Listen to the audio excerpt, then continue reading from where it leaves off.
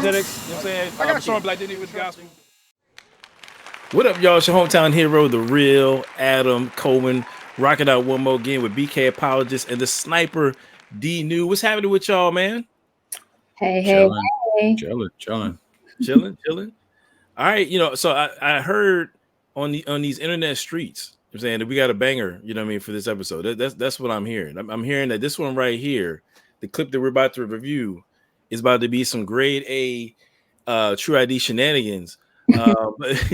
Sounds about right. Sounds about right. Yeah. But before we get there, how y'all, what's going on with y'all, man? Update the people on what y'all doing, man. What's happening?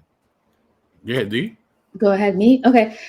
No, I'm doing good. This is what, our fourth show. I always miscount whenever I try to say what show we're on. But anyhow, you're gonna be on like 5 shows in. You're gonna be like, yeah, this is like our third first show, or right. But yeah, no, just because I'm making mistakes with that doesn't mean that it's not important to me. No. But I'm doing good. I'm excited for the show coming up tonight. I hope that people are enjoying the content that we're putting out, and we're hoping for it to just get better and better. So as you guys watch this, don't forget to like and subscribe to the channel if you haven't. Let me just say that right there. But yeah, no, I'm doing well. Thank you for asking. Dope. And people actually are enjoying it. I've been getting a lot of great feedback. People hit me up.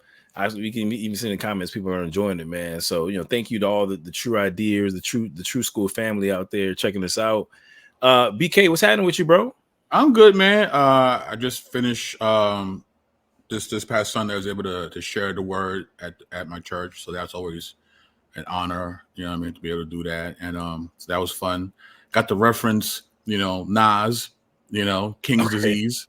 So that was kind of fun to do. And yeah, man, out here, just researching and trying to develop as strong of a defense for the gospel as possible for God's glory.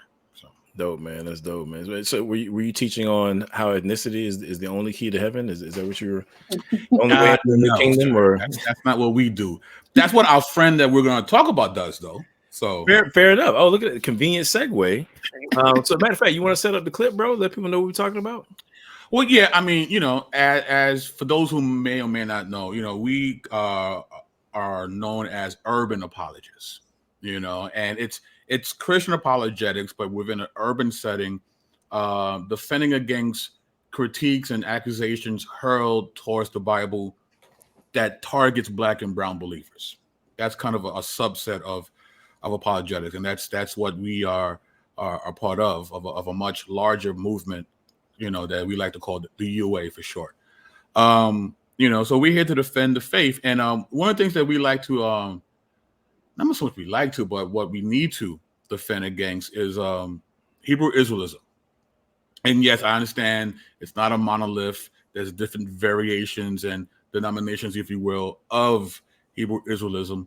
But for the most part, the majority of Hebrew Israelism is antithetical to the gospel.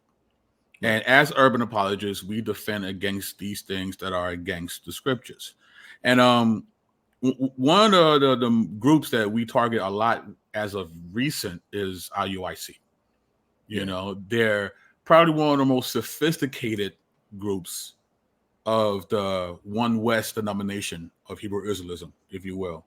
Mm-hmm. And this particular individual within that group is a rising star, if you will, in IUIC, known as Gadaliah. And, he very charismatic, speaks with a lot of passion, and he's very compelling to a lot of people. So when we see people like that, we want to have a rebuttal to the claims that he makes when it comes against Christianity. And what we're going to do today is share some commentary on a particular lesson that he's provided on his channel. Definitely thank you for setting that up. I just want to touch on a couple of things that came to mind while you was talking. So I think a lot of times, particularly in the Black community, where people are going to be interfacing with Hebrew Israelites, if you're not in the Black and brown community, I should say, then you're probably not going to come across them all that often, or at least have any extended interactions. But even for people in the church, I get questions about like why do we challenge Hebrew Israelism? Like, why do we debate with, disagree with? Why are you going after the Hebrew Israelites? Like, aren't they just following the Bible and things like that? Sometimes people genuinely don't understand why it's even important for us to engage the Hebrew Israelites on this level.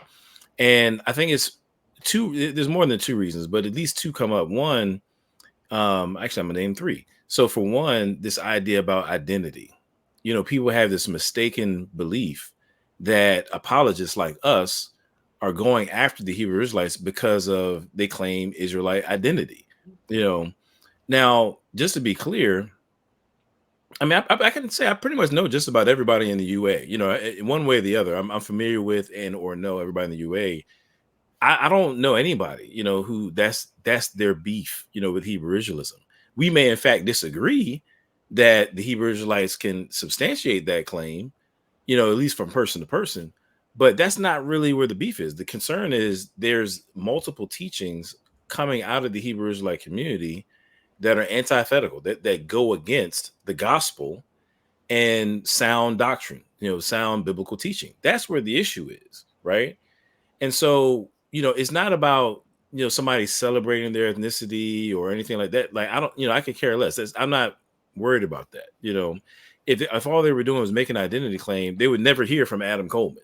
It's when they take the Bible and say that the Bible is saying things that it doesn't say. Yeah. That's what I take issue with. Yeah. I got a couple other, but did y'all want to say anything about that or? Yeah, I believe it's Jude 5. It's either Jude 5 or 6. It doesn't say to contend for your ethnicity. It doesn't say to contend for your identity. It says to contend for the faith that was once delivered. And this is what we are addressing. We're not addressing primarily the identity claim. I would venture to say that the only reason that we talk about it is because it's so prevalent for them, and so it's important to address. But what we're doing is contending for the faith. There's points of Hebrew Israelism that are in stark contradiction and opposition to Scripture, and so that's what we're contending for. 100%. Yeah, and just real quick, like the other two, I would just kind of add, and I'll be quicker with this one, but I think for whatever reason, like the term cult gets thrown around, and it's like, for whatever reason, it's like this line say, well, are you saying that they're a cult? It's like, if you're not saying they're a cult, then why are you even messing with them? And if you are saying a cult, then people get offended. It's like, for me, whether somebody wants to call them a cult or not, like I could really care less. That's not really where my concern is. The issue is that the teachings are not in line with Scripture. Whether you consider them to be a cult or not. Now, I do in fact believe that at least some of the camps, some of the the communities within the broader Hebrew Israelite community, I do believe that some of them are cults. Whether you want to say the Hebrew Israelism all out is a cult or not, like, to me, it doesn't really matter. Like, whether something is a cult or not is not the sticking point. If it's a false religion, if it's teaching things that the Bible doesn't teach, that's where Adam Coleman steps in, like you said, to defend the faith. Lastly, from a national standpoint, some people are like, oh, well, it's not a religion. We just claim that we're a nation. Well, guess what? Nations mess up too. like when I look at America, particularly, some of my conservative brethren, like, the America first principle, that notion of America first, American exceptionalism, I think that's antithetical, to what the Bible teaches, at least in terms of the way that people, levy that around. And so I would challenge America as a nation on its false assessment of itself with respect to how it approximates to God's moral law. That's where I would challenge America. So just because something is a nation and it's not necessarily a religion doesn't mean that there isn't a critique to be made. So I just kind of wanted to get that out of the way. We're not making this video because you're ethnicity, because you're a nation, or because we think you're a cult. All of those things are immaterial. The issue is the Hebrew Israelite community has a flock of teachings coming out of it that I think are characteristic of the Hebrew Israelite movement that just don't line up with Scripture. That's where the issue is. So anyway, that's my little preamble. So do we want to cue up the video and give it a run, or? Yeah, let's go for it. And I already know, just off top, already somebody's going to take issue with what I said right there. I mean, they're still going to be offended. I'm trying. That's okay. We'll do a response video. Right, we'll do exactly. But I know it's going to happen. It is what it is. Good number 10 real quick. I play that.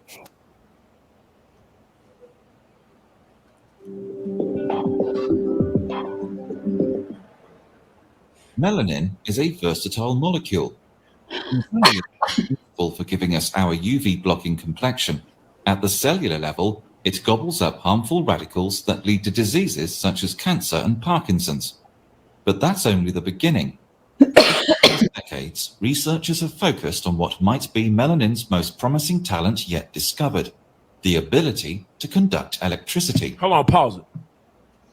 I'm gonna just sit that there for a minute. Melanin has the power to create electricity, brothers. Message. Just play it. No, don't play it. Pause it. Don't pause it right there. Right. Pause it. We already messing up. Yeah. So let's get to it. Share my screen, please. All right. We already know 1,000 slides is coming up. We already know. So, right. In general, conductivity refers to the capacity of a substance to transmit electricity or heat. A conductor conducts electricity since it offers or no resistance to the flow of electrons, thus leading to a flow of electrical current. Typically, metals, metal alloys, electrolytes, and even some non-metals like graphite and liquids, including water, are good electrical conductors. Right? Melanin can conduct. It helps transmit electricity. It doesn't create electricity. Now, maybe he misspoke, right? Let me try to be a little charitable here. Maybe he misspoke.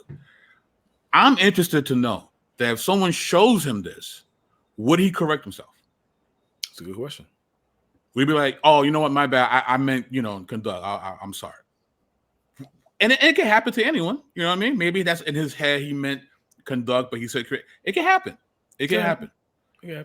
But I don't know, because many of these individuals are very arrogant and prideful, and it'll be hard for them to admit any shortcomings of any sort, right? So, but this is, now someone might say, okay, this is not a big deal. Why are you making this into this is a man who's a teacher within Israel, right? He's speaking with authority. Mm-hmm. But he doesn't know the difference between creating and conducting. That's a serious issue. That's a problem. That's it.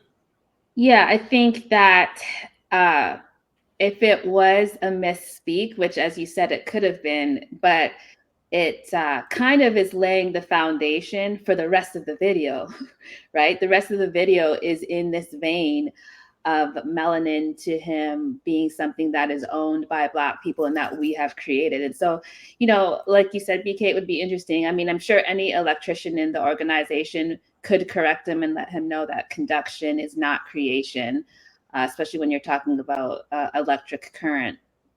But, it's hard we can't know his heart, but it was, within a few seconds of this video starting, it was a pretty noticeable misquote at the very least. Yeah, you know what? And this is why I'm glad I got y'all on the show. You know what I'm saying? Because I know that between the two of y'all gonna make sure that we're being charitable, that we're being kind and giving people the benefit of the doubt. And then because you guys are so charitable, that gives me the space to be ignorant, you know what I mean? Not ignorant, but just call it like I think it is. I think at the end of the day, and we talked about this. I was debating on if I was going to say this or not. And I say this with all of it. It is possible that the brother misspoke. Perhaps he could correct himself. But I will say this, whether this clip is an instance of it or not, I do believe that when it comes to the education system, all right, when it comes to systemic injustices that have been levied against Black and brown people that have prevented us from entering into certain levels of education and having certain resources in our education system, I do believe that in so much as the system and the education system specifically has failed us, I think that there are many instances where a lot of the stuff that we deal with is created by the fact that there's a real education gap. And I'm just keeping it 100. I'm just keeping it real. You know, and I'm not saying that against any particular person, including the individual here, but I'm just saying that in my experience, you know, doing apologetics, there are a lot of folks who lapse into heresies and all sorts of pseudo knowledge and all this kind of stuff simply because they haven't had just some fundamentals of education that has, in some, maybe they've been deprived of, maybe it's been prevented from them, but it creates a real problem, you know, in the apologetics world. So I'm putting that nicely, you know what I'm saying? But I think that's a real thing. That's a real thing. So with apologetics, it's not just about always giving people the right answer.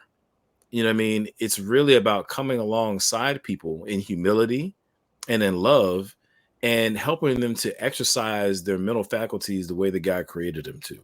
You know what I mean? I'll just kind of leave it at that. I'll do the dirty work, you know, because it's just, y'all want to be nice. I'll be the bad guy. It just out there. Yeah. I digress. Let me go into the next video. Yeah, next clip. Before I get myself in trouble. In anti-aging cream to this day, there's melanin in it. This is the thing we don't know. Go ahead, Cap. Hey, you also wonder why the doctors can't do anything for your medical condition, and then you end up passing and they want your organs? That's why, because of that melanin. Because of that melanin. Genesis 10:5. I'm show you something. Okay, that's good right there. I'm gonna get you to show that slide that I sent you, BK. But let me just say this first. Here's the thing. You know, anti-aging cream does contain melanin, but it's synthetic melanin. Okay, it's made by man's hands. Okay, no one is arguing that melanin isn't beneficial at all. I think everyone who knows a little bit about melanin would agree with this, that it's beneficial. It's beneficial when it comes to sun exposure, specifically UV radiation. But everyone, and I'll touch on this again later, but everyone has melanin, not just Black and brown people.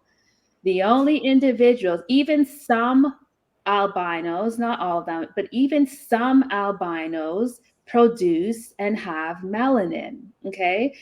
There's some albinos that just don't produce a lot of it or enough of it, but they too have melanin. Okay. And so to make this about only Black and brown people is what's the word?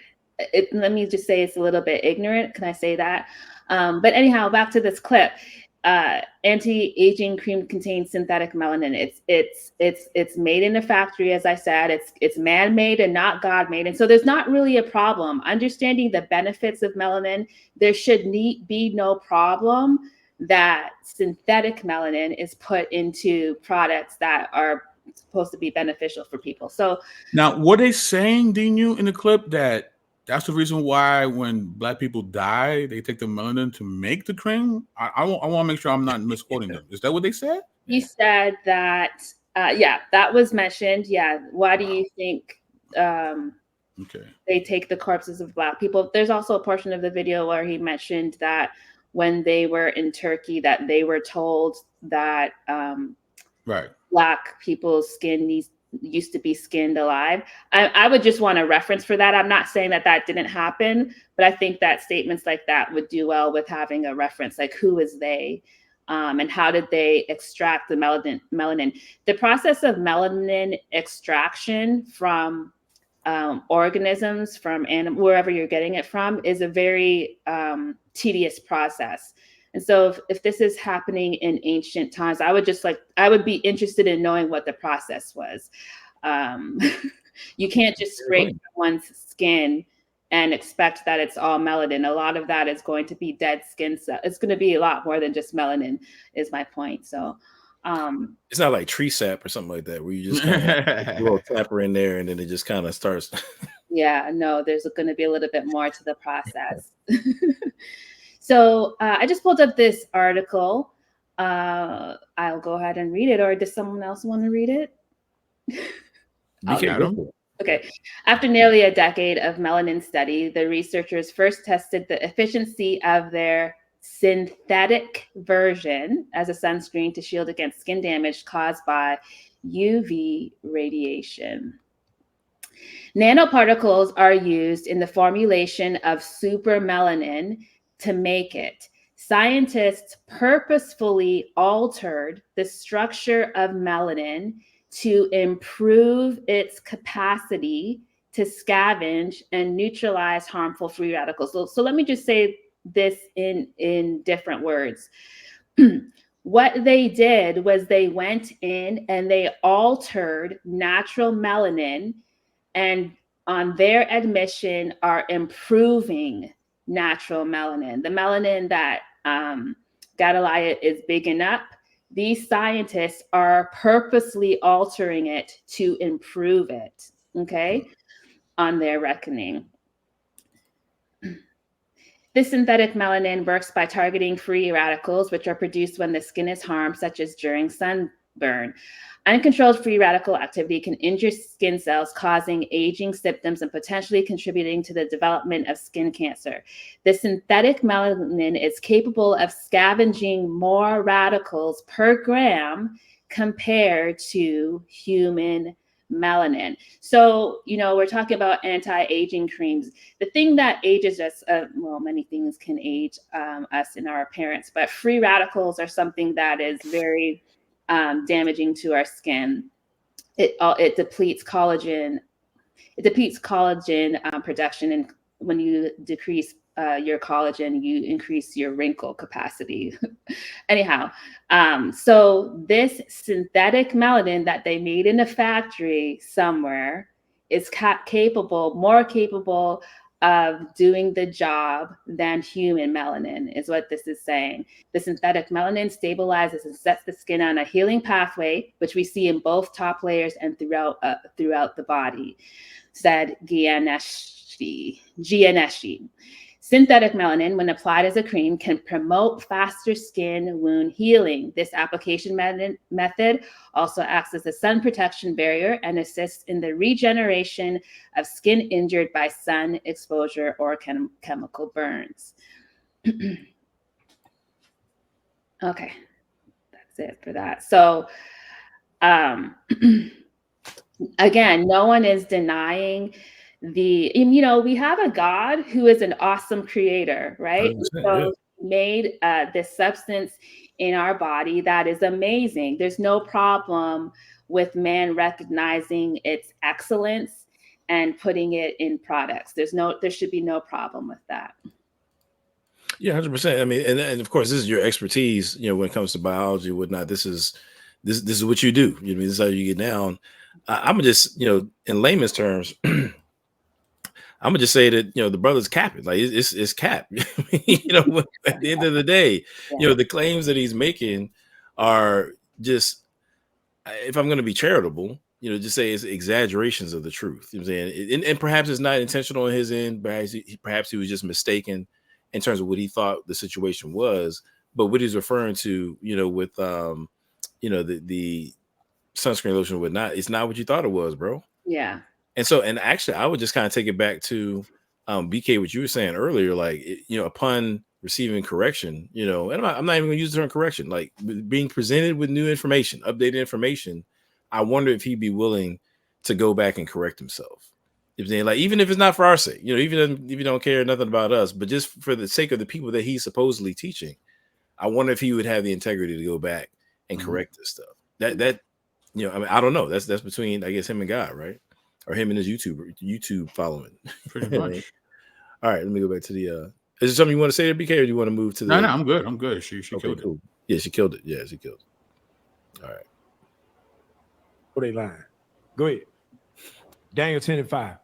The book of Daniel, chapter 10, verse 5. Thank you. Then I lifted up mine eyes and looked, and behold, a certain man clothed in linen, whose loins were girded with fine gold of Uphaz. Watch this. His body also was like the beryl. And what else? And his face as the appearance of lightning. And his face was as the appearance of lightning. That's electricity.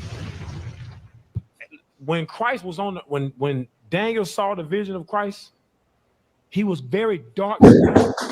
And he saw his face as the appearance of lightning. It shined. He said, the only thing I can compare that to is lightning. His melanin was popping, literally. For all you Negroes that hate your skin color, you got all these colorisms going on. Oh, I'm light skinned, so I look better. Now you a fool. The darker you are, the stronger your body is. Stop making fun of our people that's dark skinned. That's beautiful, according to the scriptures. Right? Now, go from there. Go. All right. Well, let me just say this out at the outset. And this is what happens when you don't have a consistent worldview, right? Is that first of all, let me find a point of agreement. I agree with him that we should not be on some colorism. That's right. 100%. I think that colorism in communities of color is a byproduct of white supremacy. Historically, you can trace it. We can just see that. You know what I mean? It's not to say that's the only root of it, because we can go back to even ancient times to see versions of colorism. But in modern times, we can certainly say that white supremacy has done a number on communities of color. One of the byproducts of that is colorism. So yes, we need to avoid that like the plague. So I always try to look for a common ground with him. I agree with on that. I agree. Black is beautiful. Black is beautiful. 100%. Definitely beautiful. So here's the problem. You can't say that we should not be on some colorism and then rebuke light-skinned folk and then follow that by saying that the blacker you are, the stronger your body is. Because now what you're doing is you're setting the groundwork for the very colorism that you just spoke against. Right. So now you're saying that darker skinned people are more physically able. And he connected to spirituality. So that not only physically, but also more spiritually powerful and so on and so forth. The blacker you are, the more powerful you are. Right. So now you just substituted one colorism for another. This is what happens when you don't have a consistent worldview. You end up making crazy claims like that and cutting yourself at every turn. Mm-hmm. Right. Yeah. And also, I mean, he brings back the electricity thing, right? Like the melanin was popping literally, like it was, Right. And he's using this particular verse as a proof text for that. So, if you can. I already know what time it is. Right? I already know. So, all right. So let's look at this verse. Actually, Adam, if you could read the verse. Sure. Excuse me. So this is Daniel chapter 10, verse 5-6. It says, "Then I lifted up mine eyes and looked, and behold, a certain man clothed in linen, whose loins were girded with fine gold and uphaz."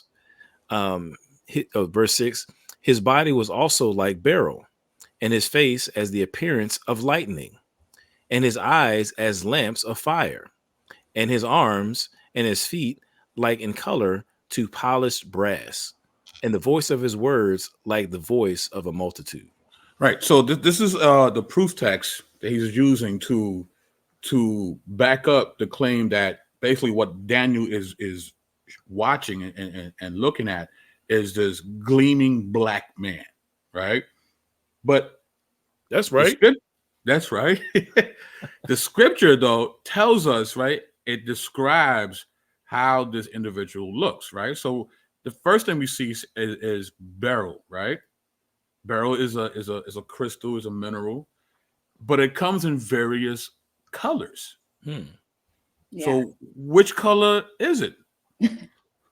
You're just assuming blackness, but here it could be blue, green, clear, green, aquamarine, right? Then he goes and says lightning. Well, we've all seen lightning. I don't think lightning is very brown. That's right. Right? I mean, that sounds like a stupid thing to have to say, but I mean, look at lightning. We've seen lightning before. We've also seen fire. Right? We've seen flames, right? We kind of know the color of flames. And polished brass. Right? We've seen polished brass before.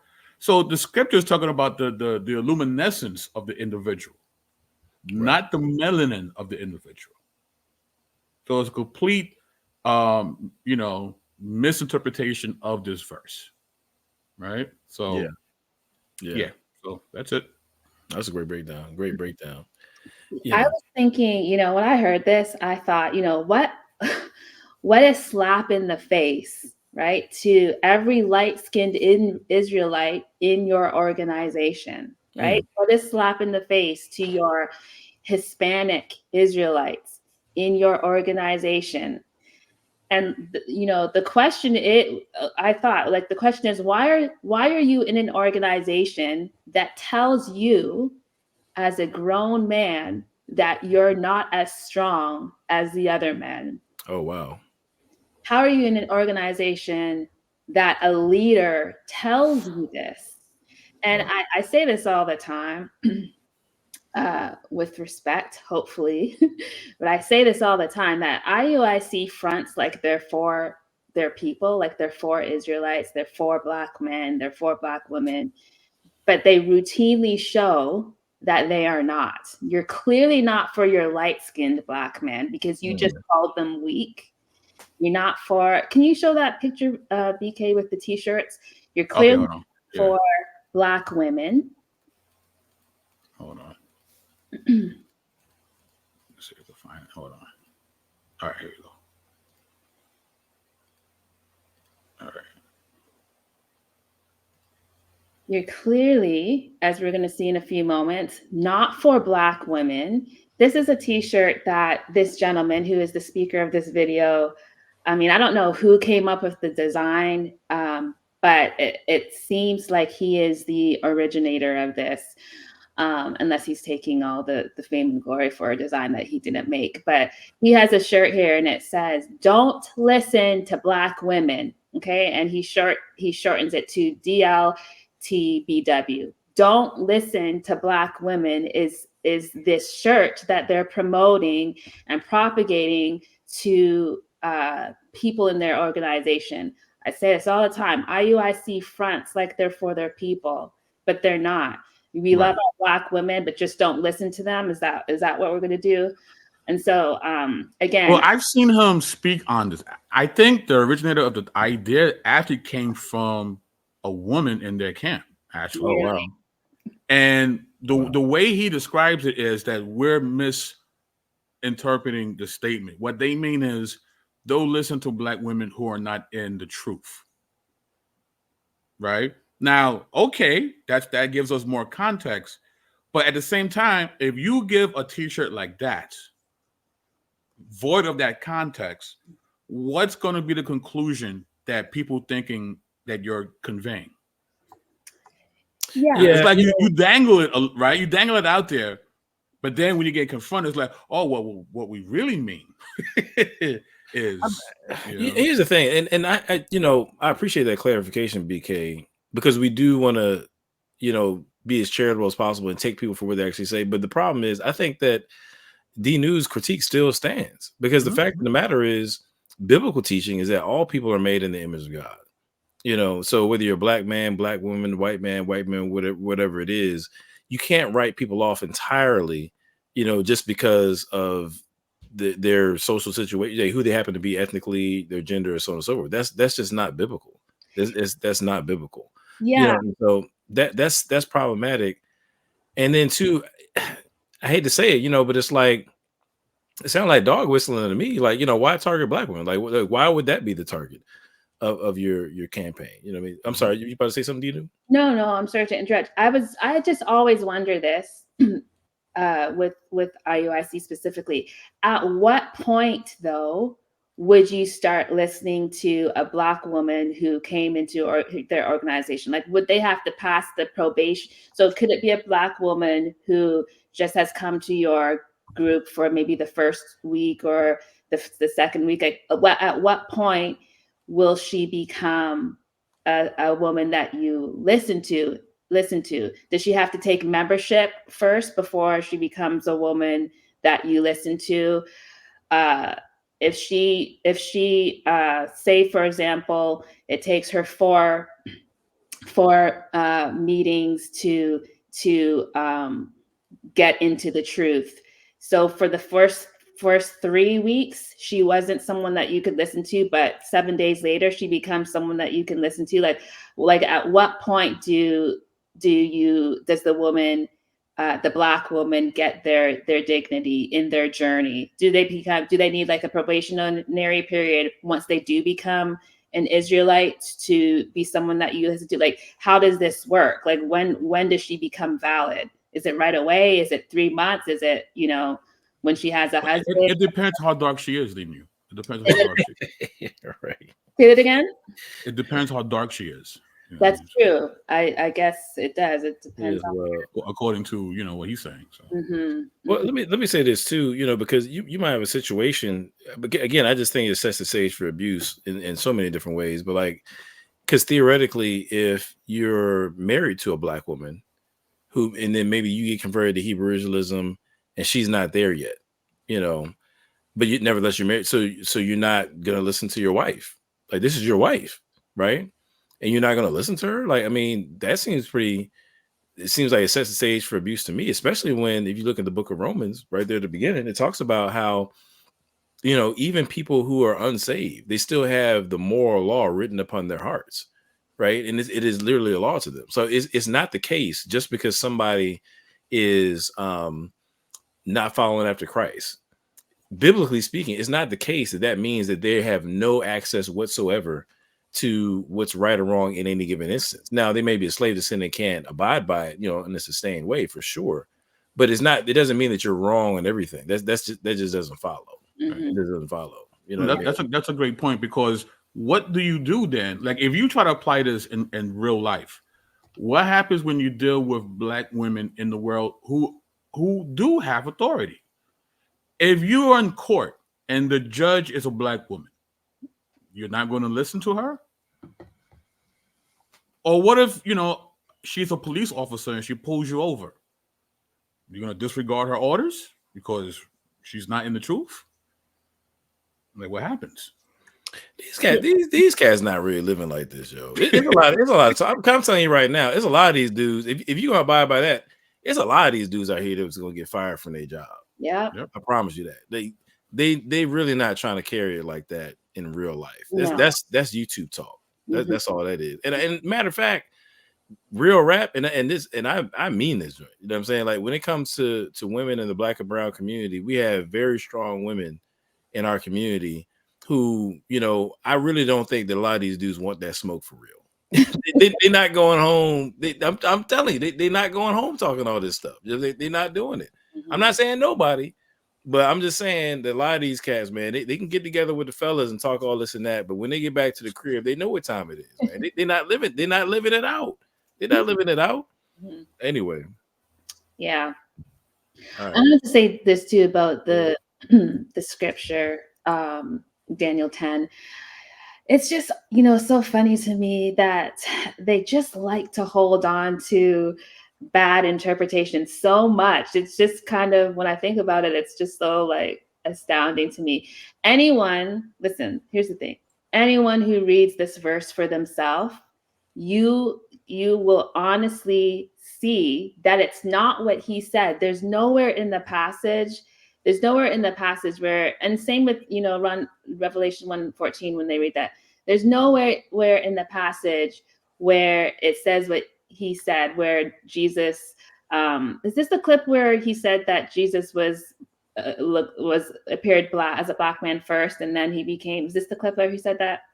It might be a clip coming up. I don't think so. Yeah. It might be different. Okay, so let me hold this thought for a moment, because maybe that's not the clip, but I think it still stands in the words of Adam that they like to hold on to their bad doctrine. Right. No, it's true. I mean, because we have dealt with this in regard to Revelation 14, 1:14. Now, I will say this real quickly, and again, this is where, let me put it this way, to put it simple. You cannot serve two masters, right? You can't do it. And I think one of the ways that plays out here is that you put it this way: you cannot be pursuing your own glory and God's glory at the same time. It's not going to work out. It's not going to work out. And so when you have a man-centered worldview, what's going to happen is, eventually, in order to be consistent with your man-centered worldview, you're going to have to undermine the glory of God. Yeah. It's inevitable. And that's what's happening here, because the reality is the consistent theme or a connecting point between Revelation 1:14 and this Daniel 10 passage that we just read. Both of these are examples of what you might call apocalyptic literature. Okay. These are forms of literature, just like there's different genres of literature, in English. There's different genres of Hebrew literature. One of them being apocalyptic literature and like vision literature, if you will, where imagery is being used to convey a message. And so when you think about Daniel 10, when you think about Revelation 1:14, this notion of brightness, right? His face shone like lightning, his eyes were like fire, his, he had this gold sash, and his like beryl, his skin was like burnt bronze. Like all of these things are like showing like brightness. Really, what the author is saying is that this is a majestic being. It's talking about the majesty of Jesus. He is high and lifted up. He's all powerful. He's Yahweh. It's basically the author of Daniel and Revelation screaming at you through the page about God's majesty. Yeah. And so what they do is, instead of really being in awe of the majesty of Christ and taking the passage for what it actually says, they make it about themselves. Yeah. Oh, look, see, his skin was like bronze. Oh, he looked like me. Oh, look, Christ was a black man. Like, in their effort to scratch their ethnic race-based itch, their identity itch, what they ended up doing is undermining the glory of God that's being conveyed through these passages. That's the real tragedy of this, at least this brand of Hebrew Israelism. You know what I'm saying? Like they're literally undermining the glory of God to bring glory to themselves on the basis of ethnic identity. Yeah, and this is how you know that this doctrine has less to do with the supremacy of Jesus and more to do with the supremacy of black men, of IUIC, I guess I'll say men. Right. But even within that, there's a hierarchy, apparently, because it would be dark men first, and then light men would come like a close or distant second, depending on, how light they are. This is not with all due respect, this is not a man who should be teaching any complexion of people at all. Yeah. At all.